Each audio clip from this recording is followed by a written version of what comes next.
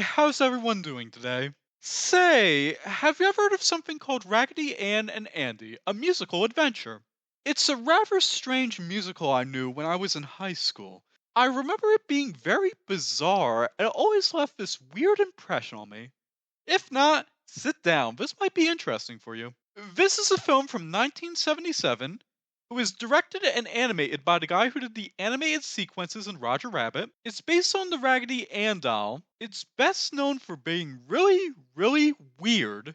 And it features Frenchie from Grease playing Raggedy Ann. Oh! And the musical is composed by the guys who did the soundtrack to Sesame Street. Now for the plot of the movie. Raggedy Ann and her brother Andy are dolls who live together in little Marcel's room with other friendly toys. The day of her birthday, Marcel gets a doll named Babette, who is quite vain. A pirate captain living in the snow globe in Marcel's room decides to pull one of Bowser's plans that he does to Princess Peach on Babette. Anne and Andy decide to rescue her, and on their journey they meet a depressed blue camel. This camel spends the entire journey accompanying them, along with a bunch of other strange characters.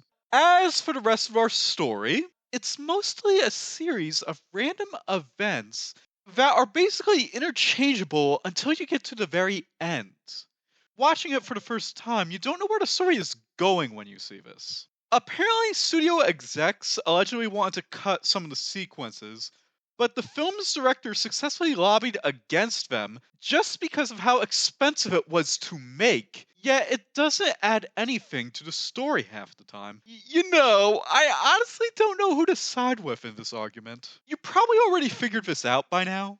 It was nightmarish for the crew just to make this thing. The original director died during production, so the film was produced by a team of Broadway producers who never worked on any type of film or even an animated film, making it very difficult for them to know what they wanted. The crew eventually assembled for this thing consisted mostly of recent art school graduates and veterans of theatrical shorts who never worked on a feature, meaning that everybody involved was at a different level of experience and availability. I'm just going to go out on a hunch, but I think this might explain why there were so many weird, unnecessary scenes in this movie.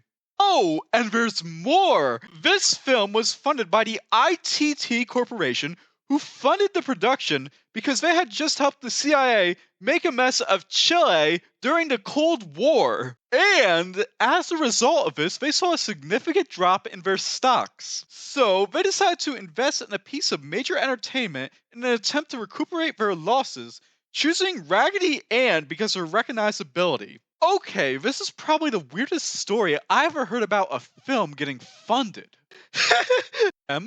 Considering this was made on $4 million and the box office was $1 million, I wonder if they felt it was worth it.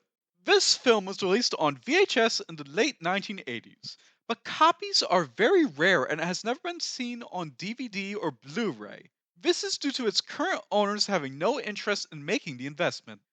However, it has shown up on the internet here and there. Oh, since it was filmed in Panavision, any festival screenings are forced to work with theatrical prints to present it in the correct aspect ratio. Also, the original negative of the film allegedly disappeared shortly after the film was released, with no clues as to where it could possibly be. The people who own the rights to this movie have expressed no interest to invest in hunting it down, meaning that it will likely be forever lost to time.